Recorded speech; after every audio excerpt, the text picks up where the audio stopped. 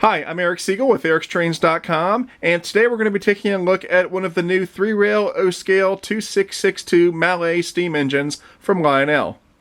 Lionel first made the Mallet available as an end-of-year special for 2011, and it's also available in the new 2012 Volume 1 catalog that Lionel just released. Now, because I'm a stupid American, I always thought these engines were called Mallets, but that's not the correct pronunciation. They're actually pronounced Mallet. They're named after a Swiss guy named Anatole Mallet who developed this type of steam engine.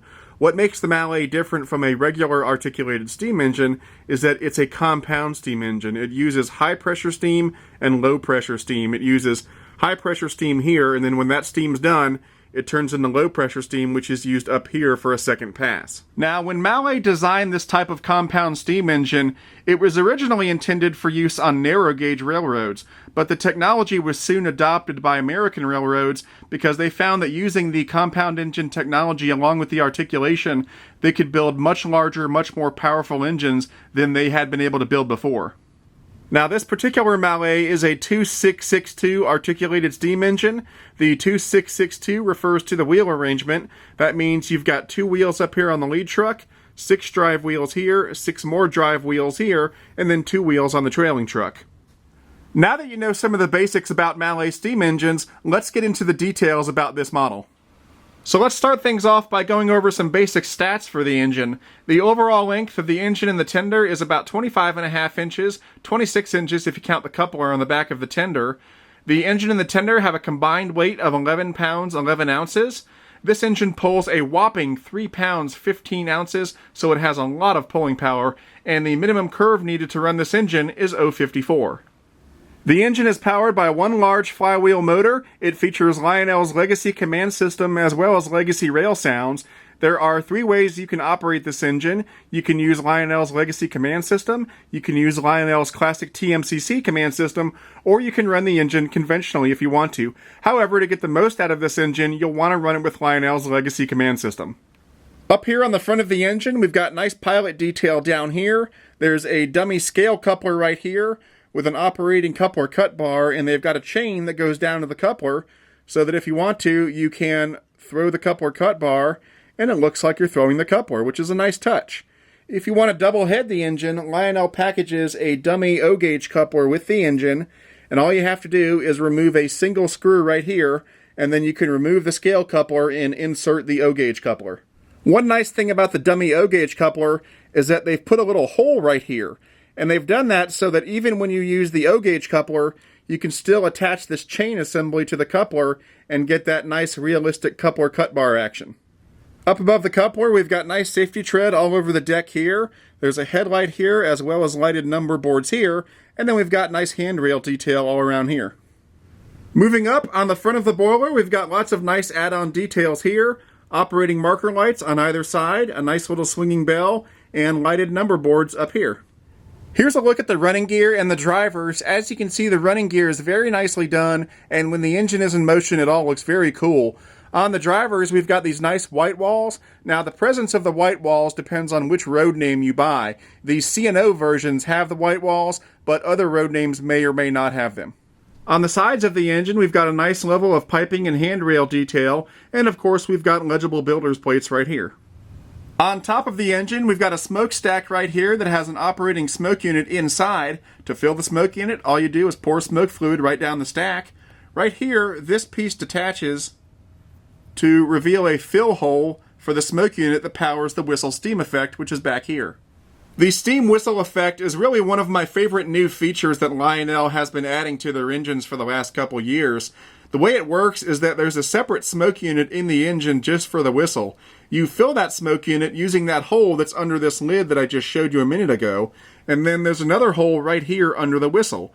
And when you blow the whistle, it blows smoke out of that hole, and it simulates the effect of steam shooting out of the whistle just like it would on a real steam engine. It looks really cool. I'll show it to you when we power this engine up in just a minute.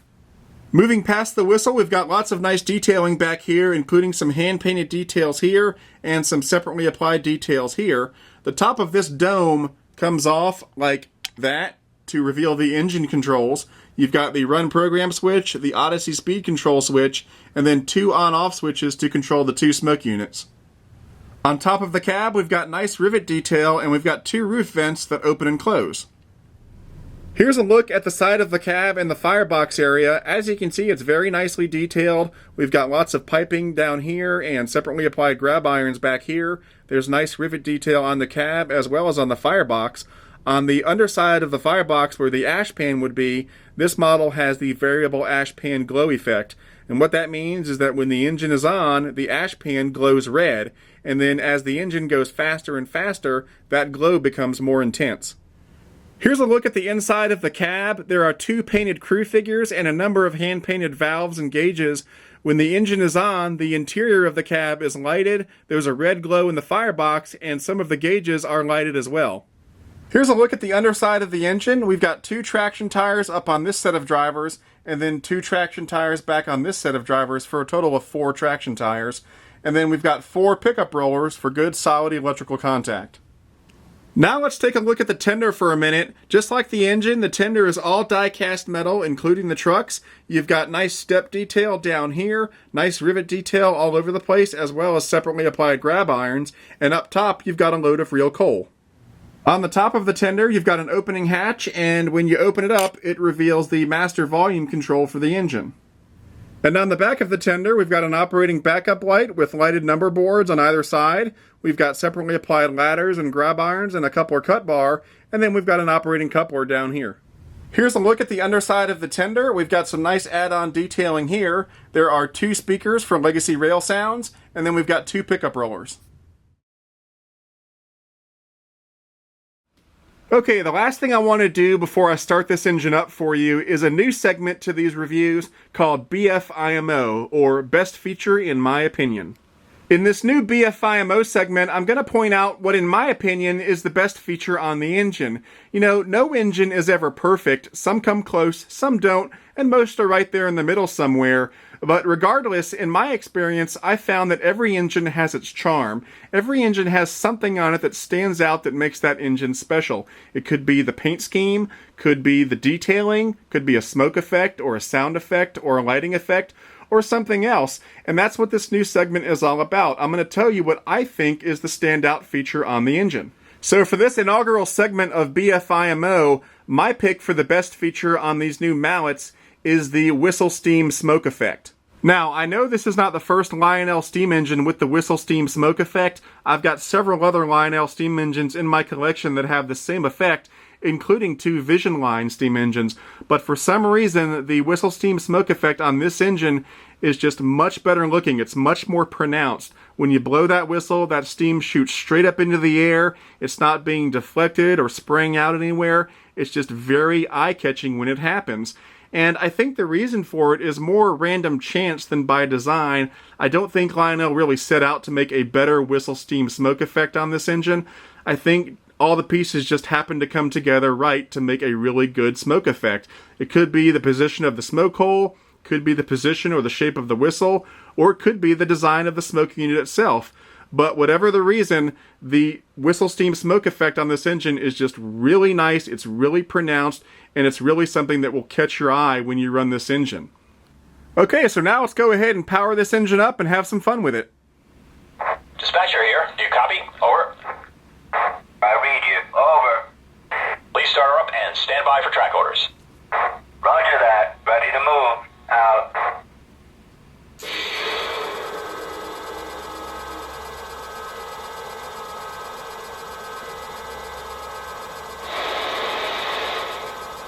Okay, here's the whistle.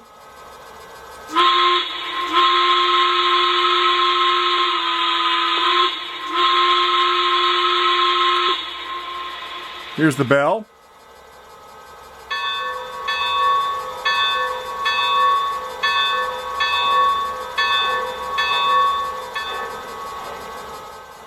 The crew talk on this engine is pretty generic. These days, Lionel is putting the same crew talk in a lot of their steam engines, sort of like MTH has been doing for a long time, but let's give it a listen. Dispatcher here. You are clear to pull. Over. Copy that. We got your signal. Out. Dispatcher, I want us full. Am I clear? Over. Roger that. Take the green. Over. Yes,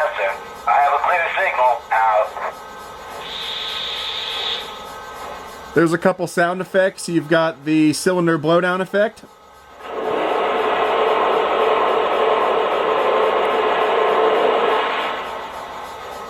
And you've also got the water tank filling effect.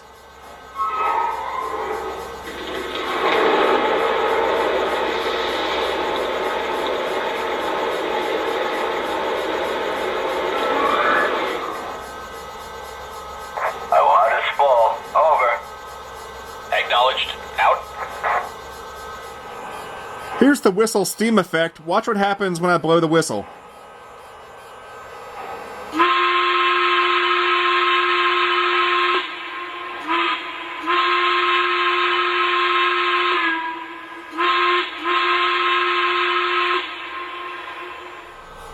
Okay, we're about ready to roll it out. Now for the running session, I've got this thing double-headed with another C&O Mallet that has a slightly different paint scheme, so keep an eye out for that.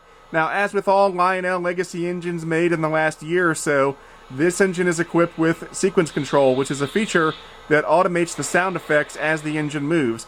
So I'm going to go ahead and activate it by holding down the aux 1 key.